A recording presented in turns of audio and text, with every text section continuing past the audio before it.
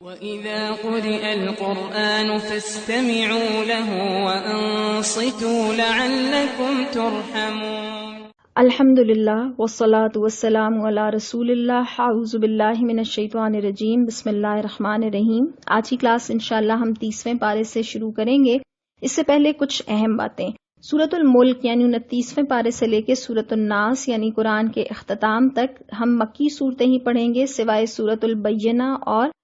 سورۃ النصر کے۔ یہ سب صورتیں وہ ہیں زیادہ تر جو مکی دور کے ابتدائی حصے میں نازل ہوئی ہیں اور اس میں بنیادی مضامین ہیں۔ اب چونکہ ہم 30واں پارہ پڑھیں گے تو اس میں مختصر صورتیں ہوں گی اور ہم آیات ہی کو لے کر انشاءاللہ چلتے چلے جائیں گے۔ چارٹ آپ کے پاس موجود ہوگا، مضامین کی تقسیم آپ اس میں دیکھ لیں گے، لیکن کچھ بنیادی باتوں کو ہم 30ویں پارے کے ابتدا پر دوہرا لیتے ہیں۔ پہلی بات یہ کہ مکہ معظمہ میں جب اول نبی کریم صلی اللہ علیہ وسلم نے اسلام کی تبلیغ کا آغاز کیا تو 3 بنیادی چیزوں کی دعوت دی گئی۔ ایک یہ کہ اللہ کے ساتھ کسی کو خدائی میں شریک نہ مانا جائے، دوسرا یہ کہ آپ صلی اللہ علیہ وسلم کو اللہ نے اپنا رسول مقرر کیا ہے، اور تیسری بات یہ کہ اس دنیا کا ایک روز خاتمہ ہو جائے گا اور اس کے بعد ایک دوسرا عالم برپا ہوگا جس میں اول سے لے کر آخر تک تمام انسانوں کو دوبارہ زندہ کیا جائے گا، پھر ان کے عقائد اور اعمال کا حساب لیا جائے گا، اور اس حساب کتاب میں جو مومن اور صالح ثابت ہوں گے وہ جنت میں جائیں گے اور جو کافر اور فاسق ہوں گے وہ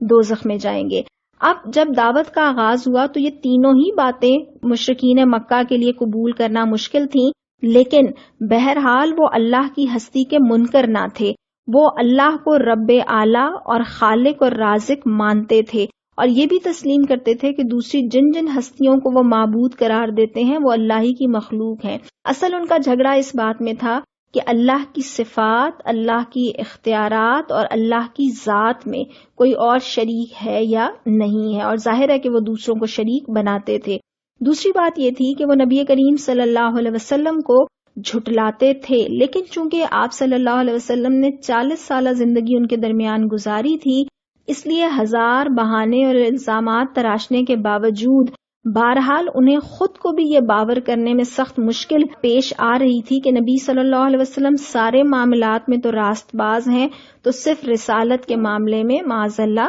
غلط بیانی کر رہے ہیں۔ تیسری بات جو ان کے لیے سب سے زیادہ الجھن کی باعث تھی وہ یہ تھی کہ مرنے کے بعد دوبارہ زندگی ہوگی۔ اسی بات کا انہوں نے سب سے زیادہ مذاق اڑایا، سب سے بڑھ کر حیرانی اور تعجب کا اظہار کیا، اور اسی کے ناقابل تصور ہونے کے چرچے شروع کر دیے۔ تو ہم جب آخری یہ صورتیں پڑھ رہے ہوں گے تو ہمیں اس میں 2 مضامین بنیادی طور پر ملیں گے، ایک توحید اور آخرت، اور بار بار یہ آخرت کا عقیدہ دلوں میں بٹھانے کے لیے اللہ تعالیٰ دلائل دیں گے، اور اس میں توحید بھی آئے گا اور اس کے ساتھ ساتھ نبی کریم صلی اللہ علیہ وسلم اور قرآن کے برحق ہونے کے دلائل بھی مختصراً آتے جائیں گے۔ 30ویں پارے میں چونکہ مختصر صورتیں ہیں اس لیے ہم زیادہ تر آیات ہی کو لے کر چلیں گے، اور آپ کے پاس چارٹس موجود ہوں گے، آپ مضامین کی تقسیم اس کے اندر دیکھ سکتے ہیں۔ سورت جو ہم جس سے آغاز کریں گے سورہ نبا ہے، پہلی سورت 30ویں پارے کی، اور اس کے آغاز میں اللہ تعالیٰ ارشاد فرماتے ہیں کہ یہ لوگ جس چیز کے بارے میں پوچھ گچھ کر رہے ہیں یا چہ مگویاں کر رہے ہیں، عنقریب انہیں اس کے متعلق معلوم ہو جائے گا۔ اس کے بعد اللہ تعالیٰ اللہ کی ربوبیت اور اس کی حکمت کے دلائل دیتے ہیں کہ زمین کو فرش بنایا، پہاڑوں کو گاڑا، جوڑوں کی شکل میں تمہیں پیدا کیا، نیند کو باعث سکون بنایا، دن کو معاش کا وقت بنایا، 7 آسمان قائم کیے، نہایت روشن اور گرم چراغ یعنی سورج پیدا کیا، بارشیں برسائیں، غلہ اور سبزی اور گھنے باغ ان کے ذریعے سے اگائے، اور پھر اللہ فرماتے ہیں کہ یہ سب چیزیں اس بات کی دلیل ہیں کہ بے شک فیصلے کا ایک دن مقرر ہے، اور جس دن اللہ فرماتے ہیں کہ سور میں پھونک مار دی جائے گی، تم فوج در فوج نکل آؤ گے، اور آسمان کھول دیا جائے گا اور پہاڑ چلائے جائیں گے یہاں تک کہ وہ سراب ہو جائیں گے۔ پھر اللہ فرماتے ہیں در حقیقت جہنم ایک گھات ہے۔ گھات اس جگہ کو کہتے ہیں جو شکار کو پھانسنے کے لیے بنائی جاتی ہے، جس میں شکار اچانک پھنس جاتا ہے، تو اللہ فرماتے ہیں کہ اللہ کے باغی اس سے بے خوف ہو کر دنیا میں اپنی کاروائیاں کر رہے ہیں اور سمجھتے ہیں کہ دنیا ان کے لیے کھلی آماج گاہ ہے اور یہاں کسی پکڑ کا خطرہ نہیں، لیکن جہنم ان کے لیے ایک چھپی ہوئی گھات ہے جس میں یکا یک وہ پھنسیں گے۔ اللہ فرماتے ہیں یہ سرکشوں کا ٹھکانہ ہے اور وہ اسی میں پڑے رہیں گے، اور اس کے اندر نہ کوئی ٹھنڈک ہے اور نہ پینے کے قابل کوئی چیز، وہاں بس گرم پانی اور زخموں کا دھون ان کو ملے گا۔ اور اللہ فرماتے ہیں کہ یہ وہ لوگ تھے جو کسی حساب کی توقع نہ رکھتے تھے، اور اسی بنیاد پر انہوں نے ہماری آیات کو جھٹلا دیا، حالانکہ اللہ نے ہر چیز گن گن کر رکھی تھی۔ اس کے بعد اللہ تعالیٰ متقین کا انجام بتاتے ہیں کہ ان کے لیے کامرانی کا مقام ہے، اور پھر جنت کی نعمتیں اللہ تعالیٰ گنوانے کے بعد فرماتے ہیں کہ ایک بڑی نعمت یہ ہے کہ وہاں کوئی لغو اور جھوٹی بات وہ نہیں سنیں گے، اور یہ بڑی نعمتوں میں قرآن میں اس کو شمار کیا ہے کہ انسانوں کے کان بےہدہ، جھوٹی اور گندی باتیں سننے سے محفوظ رہیں گے۔ اللہ فرماتے ہیں کہ یہ جزا اور انعام ہے تمہارے رب کی طرف سے، اور اس کے سامنے کسی کو بولنے کا یارہ نہیں ہوگا، یعنی جن کو تم شفاعت کے لیے اپنا وسیلہ بنائے بیٹھے ہو وہ وہاں پر بول نہیں سکیں گے۔ اللہ فرماتے ہیں اس روز روح اور ملائکہ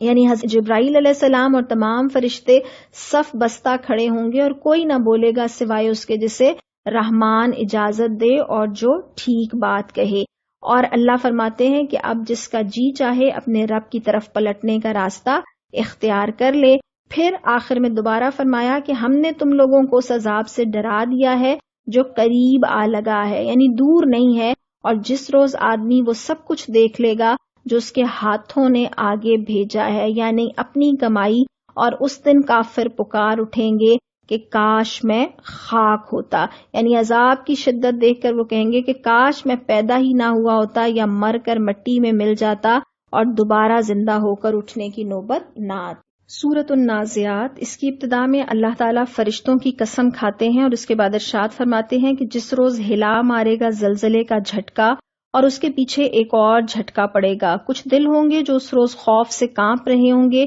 نگاہیں ان کی سہمی ہوئی ہوں گی، یعنی پہلے جھٹکے سے مراد وہ جھٹکا ہے جو زمین اور اس کی ہر چیز کو تباہ کر دے گا، اور دوسرے جھٹکے سے مراد وہ جھٹکا ہے جس کے بعد تمام مردے زندہ ہو کر زمین سے نکل آئیں گے۔ اللہ تعالیٰ ارشاد فرماتے ہیں کہ یہ لوگ حیران ہو کر کہتے ہیں کہ کیا واقعی ہم پلٹا کر پھر واپس لائے جائیں گے جب ہم کھوکھلی بوسیدہ ہڈیاں بن چکے ہوں گے، حالانکہ یہ بس اتنا کام ہے کہ ایک زور کی ڈانٹ پڑے گی اور یکایک یہ ایک کھلے میدان میں موجود ہوں گے۔ پھر موسیٰ علیہ السلام کے قصے کو اللہ تعالیٰ بیان فرماتے ہیں کہ اللہ تعالیٰ نے موسیٰ علیہ السلام سے یہ بات فرمائی کہ فرعون کے پاس جا، وہ سرکش ہو گیا ہے، اور اس سے کہہ کہ کیا تو اس کے لیے تیار ہے کہ پاکیزگی اختیار کرے اور میں تیرے رب کی طرف تیری رہنمائی کروں اور اس کا خوف تیرے اندر پیدا ہو۔ لیکن اللہ فرماتے ہیں کہ فرعون نے جھٹلا دیا اور اس نے لوگوں کو جمع کر کے پکارا کہ میں تمہارا سب سے بڑا رب ہوں۔ دیکھیں، فرعون خود کو سیاسی معنوں میں مصر کا حاکم اور مالک سمجھتا تھا، مذہبی معنوں میں وہ بھی دوسرے معبودوں کی پرستش کرتا تھا اور شرک کا مرتکب تھا۔ اس کی خدائی ملک کے اقتدار اور زمین پر حکم چلانے کے اعتبار سے تھی۔ اصل جھگڑا حاکمیت میں اللہ کے اقتدار کو قبول نہ کرنے کا تھا، اور یہی جھگڑا آج بھی ہے۔ اسلام کہتا ہے کہ روئے زمین پر حاکمیت اعلیٰ صرف اللہ کی ہے۔ الا لہ الخلق والامر، آگاہ رہو،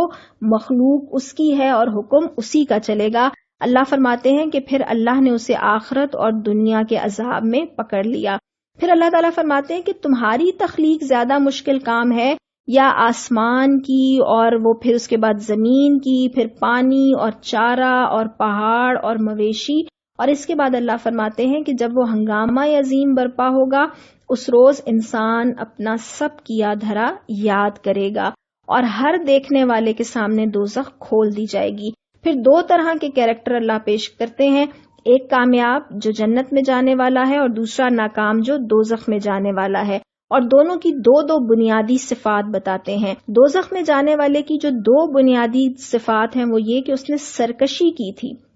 یعنی وہ اپنے آپ کو آزاد سمجھتا تھا، اللہ کی پابندی کو قبول نہیں کرتا تھا، اور نمبر دو یہ کہ اس نے دنیا کی زندگی کو ترجیح دی تھی۔ اور دوسری طرف جنتی کی صفات اللہ تعالیٰ نے کیا ارشاد فرمائی کہ جو اپنے آپ کو اللہ کے سامنے کھڑے ہونے پر خوف محسوس کیا کرتا تھا، اور اس وجہ سے دوسرا کام کیا کرتا تھا کہ نفس کو بری خواہشات سے باز رکھتا تھا۔ اور آخری بات اللہ فرماتے ہیں کہ یہ آپ سے پوچھتے ہیں کہ قیامت کب آئے گی، اللہ فرماتے ہیں کہ آپ کہہ دیجئے کہ اس کا علم تو صرف اللہ کو ہے، اور جس روز یہ لوگ اسے دیکھ لیں گے تو انہیں یوں محسوس ہوگا کہ یہ دنیا میں یا حالت موت میں بس ایک دن کے پچھلے پہر یا اگلے پہر تک ٹھہرے ہیں۔ سورہ عبس اللہ تعالیٰ ارشاد فرماتے ہیں، تر شروع ہوا اور بے رخی برتی اس بات پر کہ وہ اندھا اس کے پاس آ گیا۔ واقعہ کچھ اس طرح سے تھا کہ ایک نابینا صحابی حضرت ابن ام مکتوم، جو حضرت خدیجہ رضی اللہ تعالیٰ عنہا کے پھوپھی زاد بھائی بھی تھے، وہ اس وقت نبی کریم صلی اللہ علیہ وسلم کے پاس تشریف لائے اور کوئی سوال کیا، جس وقت نبی کریم صلی اللہ علیہ وسلم قریش کے سرداروں کو اسلام کی دعوت دے رہے تھے اور انہیں قائل کرنے اور تبلیغ کرنے کی محویت میں آپ صلی اللہ علیہ وسلم نے حضرت ابن ام مکتوم کے سوال کی طرف توجہ نہ دی۔ سرداروں کو دعوت پہنچانے میں یہ فطری تصور شامل تھا کہ ایک بات کو اگر یہ لوگ سمجھ جائیں گے اور اسلام قبول کر لیں گے تو دور رس اور دیرپا نتائج نکلیں گے۔ اس بنا پر آپ نے زیادہ توجہ نہ فرمائی۔ اللہ تعالیٰ کی طرف سے فوری وحی آ گئی۔ بظاہر اگرچہ کلام آپ صلی اللہ علیہ وسلم سے ہے اور آپ صلی اللہ علیہ وسلم کو یہ تنبیہ کی گئی کہ جو آپ کی طرف آتا ہے آپ اس سے بے پرواہی کیوں برتتے ہیں، جبکہ دوسری طرف وہ لوگ بیٹھے ہیں جو توجہ نہیں کرتے اور بے رخی برتتے ہیں۔ لیکن یہاں اللہ تعالیٰ اصل میں سرداران قریش کو ان کی اوقات بھی یاد دلا رہے ہیں کہ اللہ کی نگاہ میں ایک نابینا عزیز تر ہے اگر وہ حق کا طالب ہے، اور دنیا کی وجاہت اور عزت رکھنے والے سرداران جو حق سے منہ موڑتے ہیں، اللہ کے نزدیک ان کی کوئی حیثیت نہیں ہے۔ اس کے بعد اللہ تعالیٰ ارشاد فرماتے ہیں کہ یہ جو قرآن ہے یہ اللہ کی نازل کردہ نصیحت اور یاد دہانی ہے، اور ایسے صحیفوں میں درج ہے جو مکرم ہیں، بلند مرتبہ ہیں، پاکیزہ ہیں اور معزز اور نیک کاتبوں کے ہاتھوں میں رہتے ہیں۔ اگلی آیات میں اللہ تعالیٰ انسان کو پھر آخرت کے دلائل دیتے ہیں کہ انسان خود اپنی تخلیق کے اوپر غور کر لے کہ ایک بوند سے وہ پیدا ہوا، اللہ نے سارے اسباب زندگی دیے، پھر وہ موت تک پہنچتا ہے اور قبر میں پہنچتا ہے، اور پھر جب اللہ چاہے گا اسے اٹھا کر دوبارہ کھڑا کر دے گا۔ اللہ تعالیٰ ارشاد فرماتے ہیں کہ انسان اپنی خوراک کو دیکھے کہ کس طرح سے پانی آتا ہے اور زمین عجیب طرح سے پھٹتی ہے اور اس کے اندر سے غلے اور انگور اور ترکاریاں اور زیتون اور کھجور اور گھنے باغ اور طرح طرح کے پھل اور چارے اللہ فرماتے ہیں تمہارے اور تمہارے مویشیوں کے لیے اللہ تعالیٰ نکالتے ہیں۔ پھر اللہ فرماتے ہیں آخرت میں ہوگا کیا کہ جب وہ کان بہرے کر دینے والی آواز بلند ہوگی تو اس دن انسان کی کیفیت کیا ہوگی، یا کیا نفسا نفسی کا عالم ہوگا کہ آدمی اپنے بھائی، اپنی ماں، اپنے باپ، اپنی بیوی اور اپنی اولاد سے بھاگے گا، اور ان میں سے ہر شخص کو اس دن اپنے سوا کسی کا ہوش نہ ہوگا۔ اور پھر آخری انجام اللہ نے یہ بتایا کہ صالحین اور مومنین کے چہرے اس روز دمک رہے ہوں گے اور حشاش بشاش اور خوش و خرم ہوں گے، اور کچھ چہروں پر اس روز خاک اڑ رہی ہوگی، اور یہی لوگ کافر اور فاجر تھے۔ سورۃ التکویر۔ اللہ کے نبی صلی اللہ علیہ وسلم نے ارشاد فرمایا کہ جو شخص مناظر قیامت کو دیکھنا چاہتا ہے اسے سورہ تکویر، سورہ انفطار اور سورہ انشقاق کا مطالعہ کرنا چاہیے۔ اس سورہ مبارکہ کے پہلے حصے میں قیامت کے پہلے مرحلے کی تصویر کشی کی گئی ہے کہ سورج لپیٹ دیا جائے گا، ستاروں کی رونق باقی نہ رہے گی، مستحکم اور مضبوط پہاڑ حرکت کرنے لگیں گے، حاملہ اپنے حمل سے بے نیاز ہوگی، اور جنگلی جانوروں پر بدحواسی کا وہ عالم ہوگا کہ وہ اکٹھے ہو جائیں گے اور سمندروں میں آگ لگا دی جائے گی۔ اور پھر قیامت کے دوسرے مرحلے کی تصویر کشی ہے کہ روح کو جسم سے جوڑ دیا جائے گا، جرائم کی باز پرس ہوگی، نامہ اعمال کھولے جائیں گے، ہر شخص کو اپنے نتیجے کا علم ہو جائے گا، اور عدالت کے فیصلے کے بعد جنت اور دوزخ میں داخلے کی تمام تیاریاں مکمل ہوں گی۔ انسان جان لے گا کہ وہ اللہ کے حضور کس قسم کے اعمال لے کر حاضر ہوا ہے۔ یہاں پر ایک خاص جرم کا بھی تذکرہ ہوا کہ جب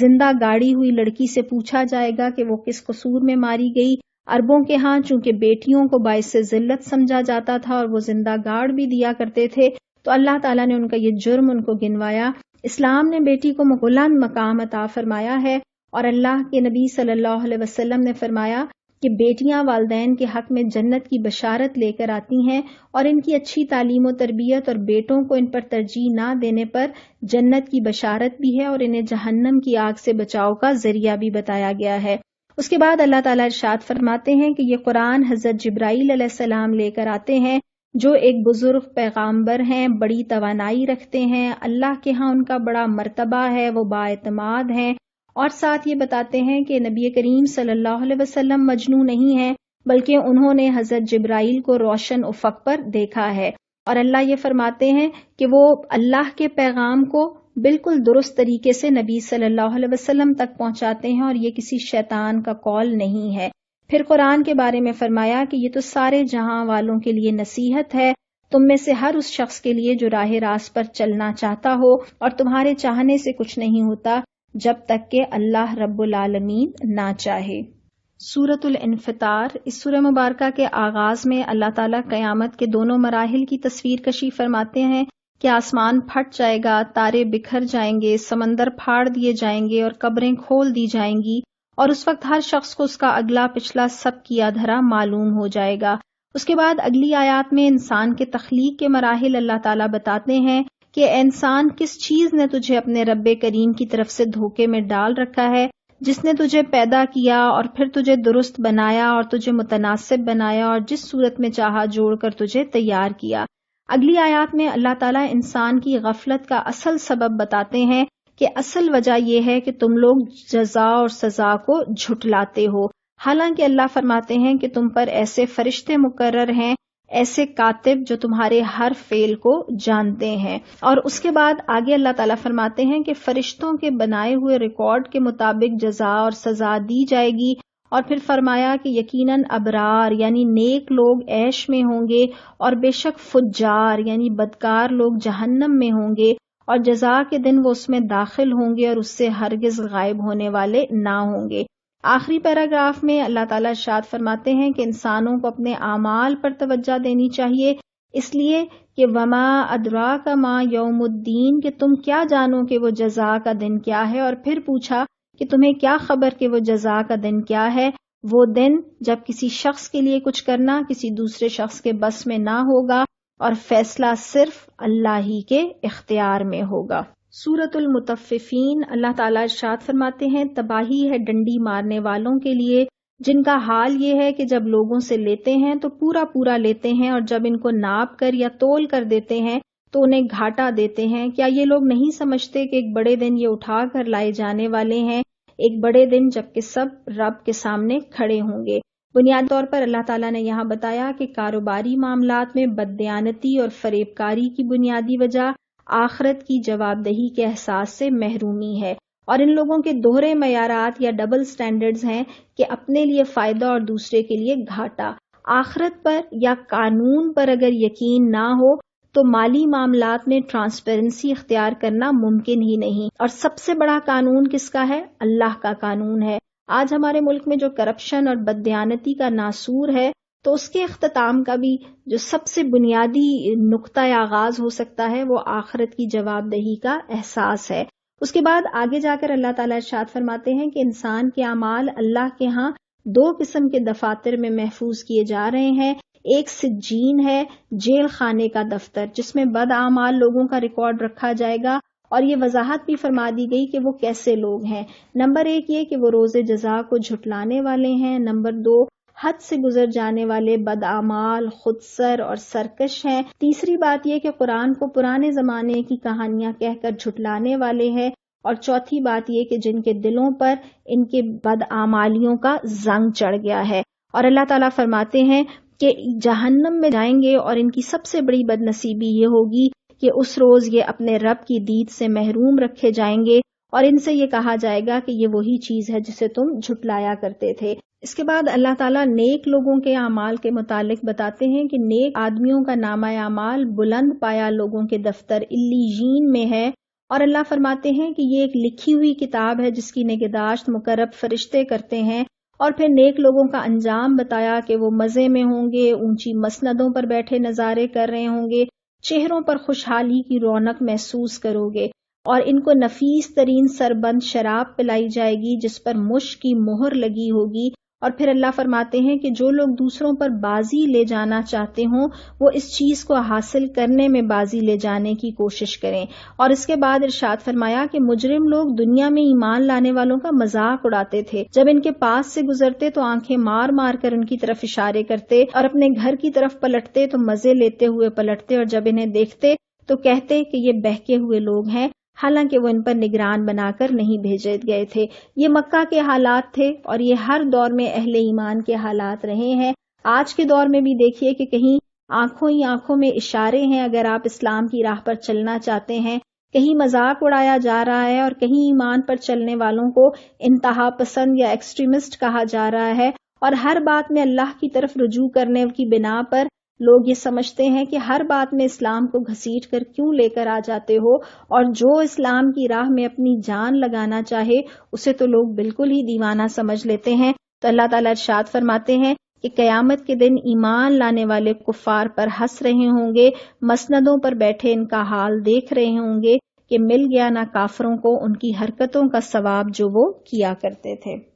سورۃ الانشقاق، اس کی بھی ابتدائی آیات میں مناظر قیامت ہیں کہ جب آسمان پھٹ جائے گا اور اپنے رب کے حکم کی تعمیل کرے گا، اور اس کے لیے حق یہی ہے، اور جب زمین پھیلا دی جائے گی اور جو کچھ اس کے اندر ہے اسے باہر پھینک کر خالی ہو جائے گی اور اپنے رب کے حکم کی تعمیل کرے گی، اور اس کے لیے حق یہی ہے۔ اور اس کے بعد اللہ تعالیٰ فرماتے ہیں کہ اے انسان، تو کشاں کشاں اپنے رب کی طرف چلا جا رہا ہے اور اس سے ملنے والا ہے۔ یعنی آسمان ہو یا زمین، دونوں اللہ کے غلام ہیں، مطیع فرمان ہیں، اور قیامت کا پہلا مرحلہ ہو یا دوسرا، اللہ کی مرضی کے مطابق ہی طے ہوگا۔ انسان کو کچھ عمل کی آزادی کا اختیار ہے، لیکن وہ کلی طور پر خود مختار نہیں ہے، وہ چاہے یا نہ چاہے، طوعاً یا کرہن، اپنے رب سے ملاقات کے لیے اپنی مقررہ منزلوں کو طے کرتا جا رہا ہے۔ وقت گزر رہا ہے اور عمر گزر رہی ہے اور عمر کو ختم بھی ہونا ہے۔ اس کے بعد اللہ تعالیٰ ارشاد فرماتے ہیں کہ خوش نصیب لوگوں کو ان کا اعمال نامہ ان کے سیدھے ہاتھ میں دیا جائے گا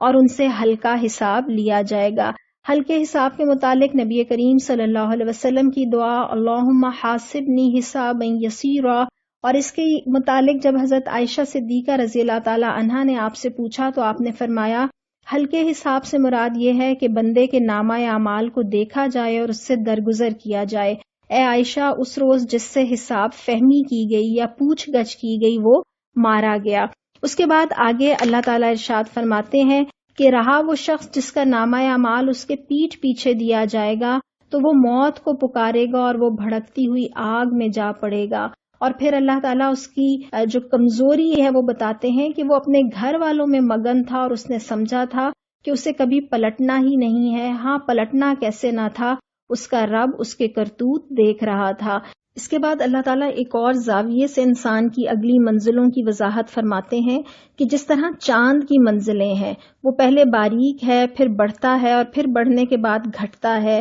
جس طرح رات کی گردش ہے، جس طرح شفق کا آنا اور جانا ہے، اسی طرح انسان کو بھی لازماً اگلی منزلوں سے دوچار ہونا ہے اور اسے قرآن پر ایمان لا کر نیک عمل کرنا چاہیے۔ اور اللہ تعالیٰ ارشاد فرماتے ہیں جن لوگوں کے سامنے قرآن پڑھا جاتا ہے اور وہ سجدہ نہیں کرتے اور ایمان نہیں لاتے تو یہ منکرین جھٹلاتے ہیں، اور اللہ فرماتے ہیں کہ ان کے لیے دردناک عذاب ہے، اور جو لوگ ایمان لے آئے اور جنہوں نے نیک عمل کیے ان کے لیے کبھی ختم نہ ہونے والا اجر ہے۔ سورۃ البروج، اس سورہ مبارکہ کا مرکزی مضمون یہ ہے کہ ایمان لانے کے بعد آزمائشوں سے گزرنا پڑتا ہے اور مسلمانوں پر ظلم و ستم ڈھانے والے اللہ کے انتقام سے بچ نہیں سکتے۔ سورہ مبارکہ کے آغاز میں اللہ تعالیٰ برجوں والے آسمان اور روز قیامت کی گواہی پیش کرتے ہیں کہ ظلم و ستم کا بدلہ مل کر رہے گا۔ اللہ فرماتے ہیں کہ مارے گئے گڑھے والے اس گڑھے والے جس میں خوب بھڑکتے ہوئے ایندھن کی آگ تھی، جبکہ وہ اس گڑھے کے کنارے پر بیٹھے ہوئے تھے اور جو کچھ وہ ایمان لانے والوں کے ساتھ کر رہے تھے اسے دیکھ رہے تھے، اور ان اہل ایمان سے ان کی دشمنی ان کے سوا کسی اور وجہ سے نہ تھی کہ انہوں نے یہ کہا کہ وہ اس خدا پر ایمان لے آئے جو زبردست ہے اور اپنی ذات میں آپ محمود ہے۔ پھر اللہ تعالیٰ ارشاد فرماتے ہیں کہ جن لوگوں نے مومن مردوں اور عورتوں پر ظلم و ستم توڑا اور پھر اس سے تائب نہ ہوئے، یقیناً ان کے لیے جہنم کا عذاب ہے اور ان کے لیے جلائے جانے کی سزا ہے، اور جو لوگ ایمان لائے اور نیک عمل کیے ان کے لیے جنت کے باغ ہیں جن کے نیچے نہریں بہتی ہوں گی، یہی بڑی کامیابی ہے۔ اصحاب الاخدود کون تھے یا گڑھے والے کون تھے جن کے لیے اللہ نے ہلاکت کی وعید دی ہے؟ یہ وہ لوگ تھے جنہوں نے بڑے بڑے گڑھوں میں آگ بھڑکا کر اہل ایمان کو ان میں پھینکا اور ان کے جلنے کا تماشا دیکھا۔ اللہ نے ان پر لعنت برسائی اور جہنم کی وعید سنائی ہے۔ ایسے کئی واقعات تاریخ میں آئے ہیں جن میں ایمان کی یہی سزا کفار نے بار بار دی ہے۔ تاریخ سے چلتے چلتے یہ کہانی آج بھی ہے۔ آپ دیکھیں کہ آج آسمان سے آگ کے بھرے ہوئے گڑھے بامز کی صورتوں میں برسائے جاتے ہیں، کبھی افغانستان، کبھی عراق، کبھی فلسطین، کبھی شام اور کبھی لبنان، اور سب جگہ گناہ اسلام کے علاوہ کوئی اور نہیں ہے۔ تو اللہ تعالیٰ ارشاد فرماتے ہیں کہ وہ دیکھ رہے تھے جو کچھ وہ اہل ایمان کے ساتھ کر رہے تھے، اور اللہ فرماتے ہیں کہ ان لوگوں کے لیے جہنم کا عذاب اور جلائے جانے کی سزا ہے۔ اور اس کے بعد اللہ فرماتے ہیں ان بطش ربک لشدید، در حقیقت تمہارے رب کی پکڑ بڑی سخت ہے، وہی پہلی بار پیدا کرتا ہے اور وہی دوبارہ پیدا کرے گا، پھر وہی بخشنے والا ہے اور محبت کرنے والا ہے، عرش کا مالک ہے اور بزرگ و برتر ہے، اور جو کچھ چاہے وہ کر ڈالنے والا ہے۔ پھر اللہ تعالیٰ فرماتے ہیں کہ کیا تمہیں لشکروں کی خبر پہنچی، فرعون اور سمود کے لشکروں کی، یعنی جنہیں اپنی طاقت اور جتھوں کا زوم تھا لیکن ان کا انجام کیا ہوا۔ اور پھر فرمایا کہ جنہوں نے آج بھی کفر کیا اور جو جھٹلانے میں لگے ہوئے ہیں، حالانکہ اللہ نے ان کو گھیرے میں لے رکھا ہے، ان کے جھٹلانے سے اس قرآن کا کچھ نہیں بگڑتا، کیونکہ یہ ایک بلند پایا قرآن ہے جو لوح محفوظ میں نقش ہے۔ اس کے بعد سورۃ الطارق، سورہ مبارکہ کے آغاز میں اللہ تعالیٰ ارشاد فرماتے ہیں کہ آسمان اور تاروں کی شہادت ہے کہ انسان اپنے آپ کو آزاد نہ سمجھے، ہر نفس پر ایک محافظ ہے۔ آسمان اور ستاروں کے نظام دونوں گواہی دے رہے ہیں کہ کائنات کی کوئی چیز اور کوئی جان ایسی نہیں جو ایک ہستی کی نگہبانی کے بغیر اپنی جگہ پر قائم رہ سکتی ہو، اور اس نگرانی کا تقاضا یہ ہے کہ ہر شخص سے اس کی کارکردگی کا ایک روز حساب لیا جائے۔ اس کے بعد انسان کی اپنی ذات کی طرف توجہ دلائی گئی ہے کہ کس طرح نطفے کی ایک بوند سے اس کو وجود میں لایا گیا، اور جس اللہ نے انسان کو وجود بخشا ہے یقیناً وہ اس کو دوبارہ پیدا کرنے پر بھی قادر ہے۔ یہ دوبارہ پیدائش کس مقصد کے لیے ہوگی؟ اللہ فرماتے ہیں یوم تبلی السرائر، کہ یہ وہ دن ہوگا جس روز پوشیدہ اسرار کی جانچ پڑتال ہوگی۔ اتنی ڈرانے والی آیت ہے کہ بہت سارے عیوب ہمارے ایسے ہیں، بہت ساری باتیں ایسی ہیں جن پر دنیا میں پردہ پڑا رہتا ہے، لیکن اس دن سب کچھ کھل جائے گا، اور اللہ فرماتے ہیں کہ اس وقت انسان کے پاس نہ تو خود اپنا کوئی زور ہوگا اور نہ کوئی دوسرا اس کی مدد کے لیے آ سکے گا۔ پھر اگلی حصے میں اللہ تعالیٰ بارش والے آسمان کی دلیل دیتے ہیں اور پھٹنے والی زمین کی دلیل دیتے ہیں کہ یہ قرآن ایک نپی تلی بات ہے، فیصلہ کن کلام ہے، سنجیدہ کلام ہے، خیر کثیر ہے، ہنسی اور دل لگی نہیں ہے۔ اور پھر اللہ تعالیٰ آخر میں یہ بات ارشاد فرماتے ہیں کہ کچھ لوگ چالیں چل رہے ہیں اور میں بھی ایک چال چل رہا ہوں، بس چھوڑ دو اے نبی صلی اللہ علیہ وسلم ان کافروں کو، ان کے حال پر چھوڑ دو۔ آج کی کلاس کا اختتام اس حدیث مبارکہ پر کرتے ہیں جس میں نبی کریم صلی اللہ علیہ وسلم سے پوچھا گیا کہ مومنوں میں سب سے زیادہ افضل کون ہے؟ آپ صلی اللہ علیہ وسلم نے فرمایا جن کا اخلاق زیادہ اچھا ہو۔ اور اس کے بعد پوچھا گیا کہ مومنوں میں سب سے زیادہ عقل مند کون ہے؟ تو آپ صلی اللہ علیہ وسلم نے فرمایا کہ ان میں سے جو موت کو زیادہ یاد کرتے ہیں اور اس کے بعد کے مراحل کے لیے زیادہ اچھی تیاری کرتے ہیں وہی زیادہ عقل مند ہیں۔ وآخر دعوانا ان الحمد للہ رب العالمین۔